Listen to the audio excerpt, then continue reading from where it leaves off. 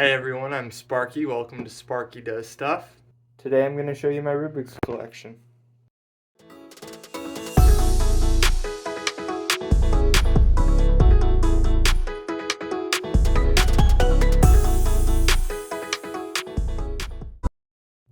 So this is my collection of Rubik's cubes, Rubik's puzzles. I have multiple 3x3s, 4 of them here. I know I have 5 or 6, but I don't know where the 2 other ones are. This is another 3x3, but it's the impossible cube because all the tiles change color. So that's impossible. I've solved it once, but it was unfortunately mixed up again. I messed around with it. Here are my 2x2s. A lot of people think this is really easy to solve. It's really not. So those are the 2x2s. I have my 4x4 up here, which is really fun, but it's just a lot of fun. The 5x5, which is also a lot of fun. I love the 6x6 as well. It's a lot of fun. With odd or even number Rubik's Cubes, you can't do the typical checkerboard pattern, because since the bottom line up here is, or down here is red, and the top line on the opposite side is red, if you do it, it's just going to be the same. You can't really do it. However, if you do it anyway, I believe you do it like this, and then you can solve the red and the blue again. Since it's even numbers, it's mixed match. Like this side would be green, this side would be blue, so it's mixed match. So it would solve, or checkerboard, red and orange when you did it on yellow and white. Does that make sense? So if you undo it again, you'll see, because this side is opposite this side, then one of these sides is flipped, right? This side doesn't move, whereas this side did a full 180. So one of these sides flipped, meaning it could have been checkerboarded, while this never changed. And that's on the 6x6, 4x4, 8x8, 10x10. Anyway, that's how you do the checkerboard pattern on a even number cube. And I have the 7x7, and obviously this can be checkerboarded all the way around. So this is my biggest Rubik's puzzle. It's a Megaminx 7x7. A lot of fun. I'm not going to mix it up now because I don't want to take the 2 hours it takes me to solve it. It's a lot of fun. 12 sides. And then I have 2 of the 3x3 Megaminxes, just, smaller. And then I have this one. This isn't a Rubik's puzzle, but it's one of my puzzles. And you'll have an empty space here, and you have to move the balls, and then you have to just unsolve it all the way through, and then just resolve it. It's just a fidget toy. It's not really challenging. My next sphere is this guy right here.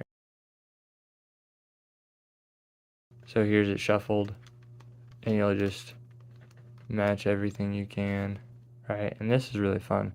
You have one here, this one has to go down here, this one has to go here, this one has to go here. This is a lot of fun because you'll just turn that into there, bring the green up to where it matches, bring the blue up to where it matches, and right back down, and it's solved. It's a lot of fun. This guy is also really easy. It's probably the easiest one I have. You just flip them around however many times you want, and then you can just accidentally solve it. It's really easy. Pyraminx time. I don't actually really know how to solve it. This is one of the ones that I need to refresh every time on, but it's a lot of fun every time I do. It's really awkward to hold, but it's a lot of fun.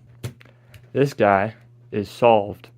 I'll just tell you that right now. This is what's called the mole cube. I don't even know what it means, but it's solved right now because on every side, there's not more than one color. So there's one of each color on each side, and there's no side with 2 of the same colors. Now here's my special cubes, okay? Everything else is blown out of proportion because these are my pride and joys. Every time I break out a cube to impress someone, these are the ones I break out. The Twix. That's not what it's called. The Twister. So it's just like a 3x3, but it's twisted. It's really fun. You solve it the exact same way. Still a lot of fun. Next cube. This is what's called the square one, and it is one of my favorite ideas for a cube ever. See, on the blue and the green side, that is a solid bar, meaning it cannot turn this way. So, you see that line right there, that little bar? That means you can turn it this way. What that means is, when you flip it, it doesn't make a cube. You can turn this without turning the bottom and flip it, and it'll be even more confusing. And then you can realize your mistake and solve it. The algorithms for this are very confusing. This is equivalent to 1, this is equivalent to 2. And so it'll say, like, in parentheses, it's like a location on a graph type thing. It'll have a number, comma, number. So for instance, it'll give you like -2, 1 slash.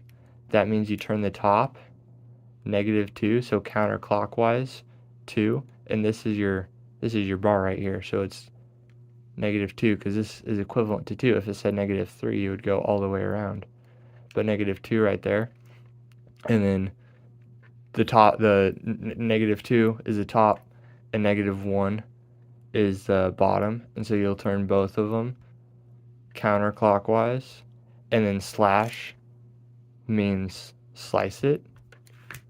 Next cube. This is annoying. When I first started doing this, I started panicking and almost started screaming because I couldn't figure out how it worked. But these right here, this piece right here, and then that piece, and then that piece, and then that piece, and that piece, and that piece. There's only 6 of them. I probably repeated some of them. Those 6 are the centerpieces, meaning that's the axis on which they turn. At first, I didn't realize it, and it freaked me out, and I almost started screaming. I had a very heavy panic attack. It wasn't fun until I figured it out. Then it was a blast. This is a windmill cube. It's basically this one, but like not. The reason it's called the windmill cube is for this reason, because if you do like the checkerboard pattern, it's a windmill. It's fun. It's fun. It's a lot of fun. This guy, I want to say sucks, but he is also so much fun. This guy right here is the 4 corners cube. The reason it's called 4 corners is because only 4 of them move. Okay? Like this one moves. This one moves, so those 2 move. And then if you flip it, that one moves, and that one moves. And the other 4 corners can't move them, right? So the way it works, you take one of the corners, and you turn it. A fun thing you can do with this is turn this one up, move that up, replace this piece right here, move this up, that just move that out of the way. Instead of doing that in reverse, just do the opposite.